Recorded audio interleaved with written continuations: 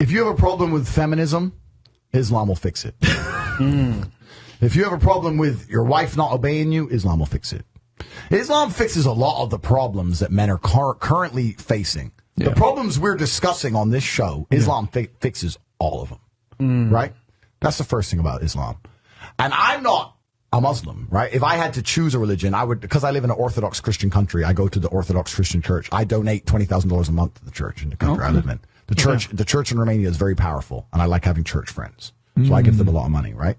So I would guess I'm an Orthodox Christian. But if I had to bet on one religion as if I were betting on the stock market for the future, you have to bet on Islam. Because Muslims are intolerant. And I'm not saying that disrespectfully. Because if you're tolerant of everything, then you stand for nothing. Christians are so tolerant now that you can go to church. These girls will get fucked on a Saturday night and go to church on a Sunday morning and get fucked on Sunday night, and it's no big deal, right? So you don't believe it. They have gay pastors that I'm not even anti-gay, but if the book says don't have, like, what the fuck? What do you believe in now? If you're tolerant of everything, you stand for nothing. I can walk through London with a T-shirt saying Jesus is gay, and nothing will happen to me. If I did the same thing with the Islamic prophet, I'd be dead before I got to the end of the street. Boom. That's how much they believe and respect. And I respect people who stick up for what they believe in. It's not even about me believing in it. I respect them because they believe, and they will defend. Muslims are the only people who will defend their religion. They will defend their beliefs. They refuse to be mocked. They refuse to be insulted. And I respect that about them. I respect that. That's an amazing thing about them, right?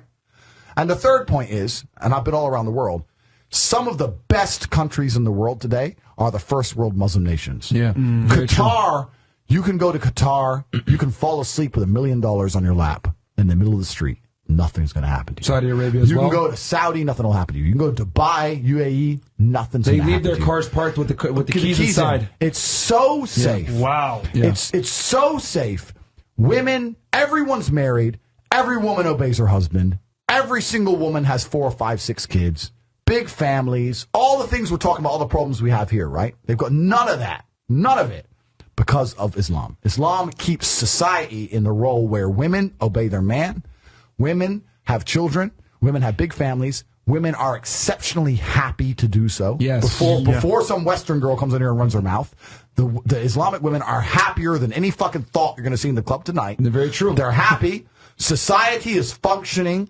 Their population is growing, because in most Western countries, the population is declining. Tim Cass was talking about it today. I was talking. We were two people have one kid. Doesn't work. Doesn't work, right? 2 people need to have 3.1 kids, because people die, right? People die prematurely, blah, blah, blah, blah.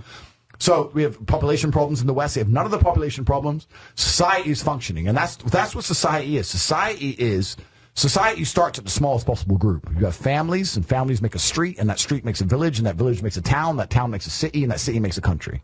So if it's broken at the very fundamental level, if its family level's broken, then it's broken the whole way up. And that's what's happened in the West. And the first world Islamic countries have none of those problems.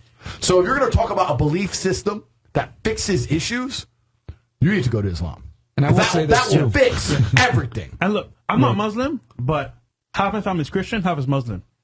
Sorry to say this, the half that's Christian, they're all divorced. The half that's Muslim, they're still married, hella kids, and they're happy. The wives do serve their husband. The kids understand the roles, and generally they're happy. You're right on that, 100%. So I just have absolute, even though I wouldn't identify as Muslim, I have absolute respect for the ideology, respect for the mentality, respect for the warrior aspect of it. I respect it. They don't play. They don't play. You can't insult their shit. But you can insult the church all day. You can make fun of it. There's a fucking show on Netflix about a gay Jesus. That's a joke, right? Ha, ha, ha. And what do the Christians do? Nothing. Christianity is a dead religion. If you're a Christian, and I'm saying this as a Christian myself, Christianity is a dead religion which is confined to the history books. It's dying out. Your own Pope.